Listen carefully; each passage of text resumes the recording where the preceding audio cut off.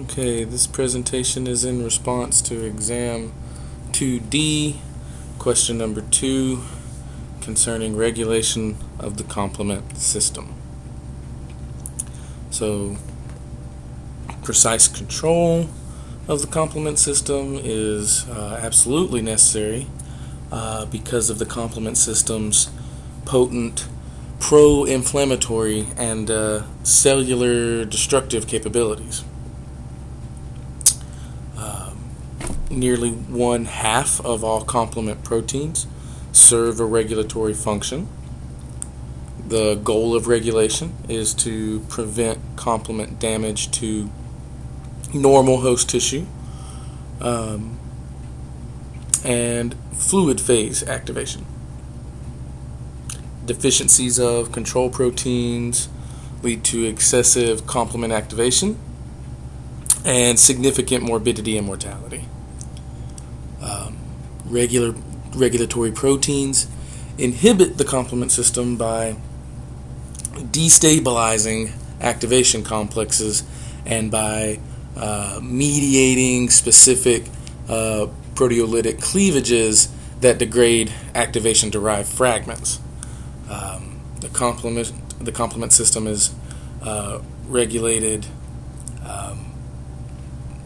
at activation and initiation, at amplification, and at membrane attack.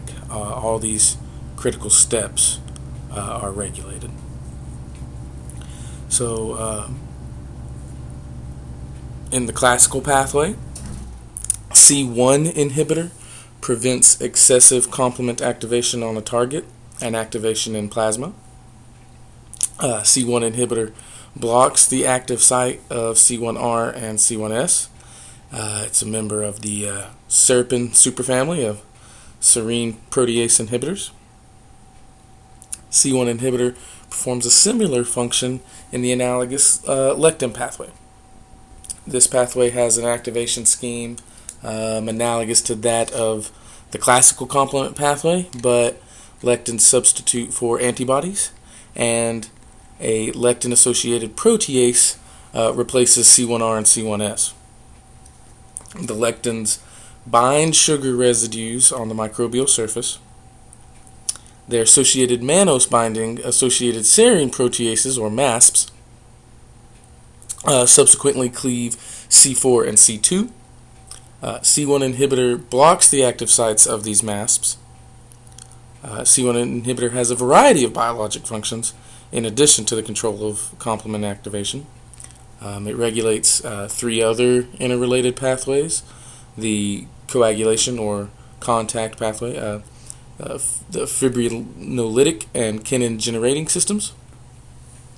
The role of C1 inhibitor in limiting the generation of kinins is believed to be central to the pathogenesis of hereditary angioedema, which is a condition caused by a deficit or dysfunction of C1 inhibitor. In animals, treatment with purified C1 inhibitor improves survival in experimental models of bacterial and toxin-induced septic shock. The effect was also demonstrated with inactivated C1 inhibitor, suggesting that inhibition of the complement system was not the primary mechanism. In the control of amplification, the alternative and classical pathway C3 convertases are powerful amplifiers of the complement system. The convertase steps of both pathways are regulated by a family of complement binding proteins that include membrane proteins and plasma proteins. Some of these membrane proteins, the decay accelerating factor and the membrane cofactor protein. Some of these plasma proteins are the C4 binding protein, which regulates C4b, and factor H, which regulates C3b, and the alternative pathway convertases. These proteins function in 2 ways. They disassemble or dissociate the convertases, that's the decay accelerating activity, or by limiting proteolytic cleavage of C4 and C4b and C3b. This requires collaboration with the plasma serine protease factor 1 and is known as cofactor activity. These widely expressed membrane regulators inhibit complement on host tissue, while the plasma inhibitors primarily prevent activation in the fluid phase. However, at sites of injury, the plasma inhibitors can interact with structures such as the exposed basement membrane. Anionic or heparin binding sites in factor H and C4BP allow plasma regulators essentially to act like a membrane protein at inflammatory sites and in areas of cellular injury. With respect to the control of the membrane attack, the membrane attack complex is also regulated both in the fluid phase and on cells. Control in plasma prevents diffusion from the activation site. S protein, also known as vitronectin, controls fluid phase MAC by binding to a site on the C5b7 complex, thereby preventing its insertion into cell membranes. Membrane attack complexes that deposit on self tissue are inhibited by CD59, which is known as protectin, which is a widely expressed glycolipid anchored membrane protein that has binding sites for both C8 and C9, and therefore it inhibits the final steps of MAC assembly. Concerning anaphylactoxins, when complement proteins C3, C4, and C5 are activated, small peptides, about 74 to 77 amino acids in length, are released from the amino terminus of the alpha chain. The resulting anaphylatoxins are inactivated by a plasma enzyme called carboxypeptidase N that removes the carboxyl terminal arginal residue. Many host cells, especially peripheral blood cells, possess receptors for complement activation fragments that promote the adherence and ingestion of microorganisms and immune complexes. Upon engagement, these receptors, which are expressed on most inflammatory and immunocompetent cells, induce cellular responses that trigger inflammatory and immune responses. So there's complement receptor 1. Most peripheral blood cells possess complement receptor 1. CR1 plays a critical role in the clearance of C4b and C3b coded particles on which the complement system has been activated. Deposition of C3b and C4b on a target is particularly effective in promoting attachment to cells bearing complement receptors. This phenomenon is known as immune adherence. Erythrocytes express approximately 500 copies of CR1 per cell. This allows the erythrocyte to bind to intravascular immune complexes and to serve as a vehicle that transports immune complexes to the liver and spleen.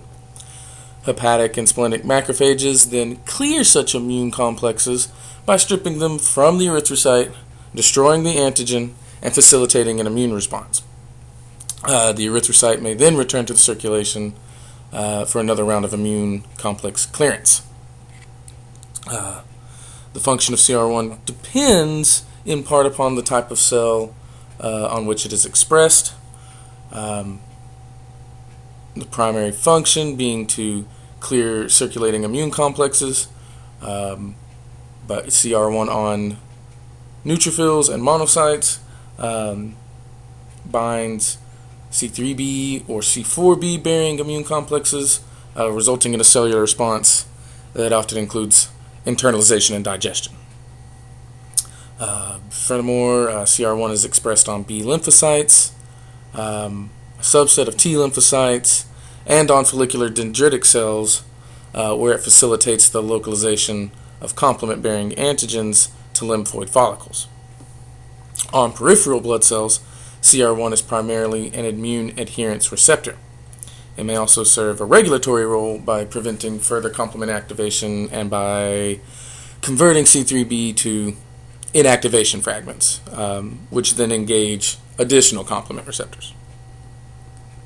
So complement receptor 2 is expressed on B lymphocytes, follicular dendritic cells, epithelial cells in the pharynx and upper airway, and in low amounts on peripheral blood T cells. It's not found on monocytes, granulocytes, or erythrocytes. CR2 serves to localize complement-bearing immune complexes to B lymphocyte-rich areas of the spleen and lymph nodes. In this way, CR2 as well as CR1 may promote antigen-driven activation of the B cells. This function of the complement system is being exploited by attaching C3 fragments to vaccines in order to enhance their antigenicity.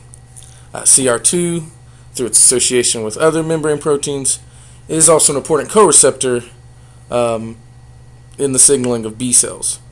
CR2 is also the receptor for the Epstein-Barr virus.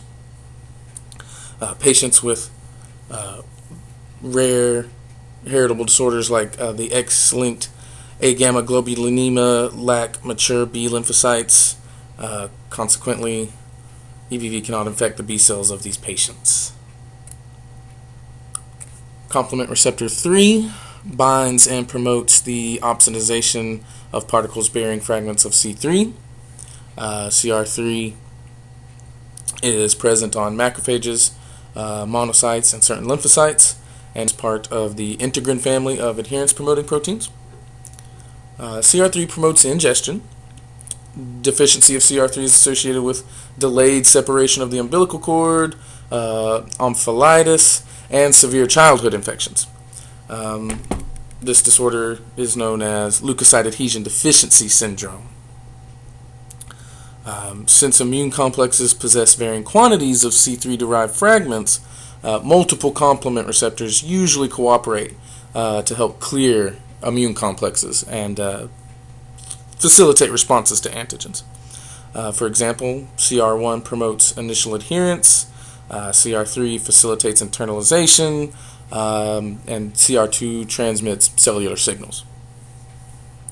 Complement receptor 4 has a similar function and tissue distribution as CR3. However, CR4 may also play an important role in neutrophil and monocyte adhesion to endothelium. There are receptors for C5a and C3a. The complement system can be engaged in a few seconds, and it is therefore likely that the earliest responses to microbes and tissue damage involve liberation of C5a and C3a. And interaction with their respective receptors triggers the acute inflammatory reaction. C5a is a major chemotactic factor for neutrophils. Both C3a and C5a activate a wide variety of cell types. The C5a receptor is prominently expressed on neutrophils, macrophages, mast cells, and basophils. The C5a receptor is chemotactic factor for neutrophils and monocytes and causes release of their granular constituents. The C5a receptor is also expressed on a wide variety of epithelial and endothelial cells. C5a has a spasmogenic effect upon various tissues by a direct action on smooth muscle cells bearing C5a receptors. The C5a receptor belongs to the rhodopsin superfamily of 7 transmembrane proteins. Binding of C5a to its receptor may play a role in end organ damage during sepsis. This was illustrated in an animal model of intra-abdominal infection in which C5a receptor upregulation was found in lung, liver, kidney, and the heart soon after the onset of sepsis. Administration of antibodies that blocked activation of C5a receptor was associated with improved survival.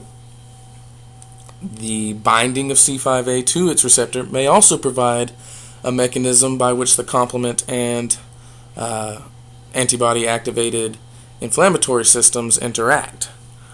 In a mouse model, binding of C5a to its receptor resulted in upregulation of Fc gamma receptors.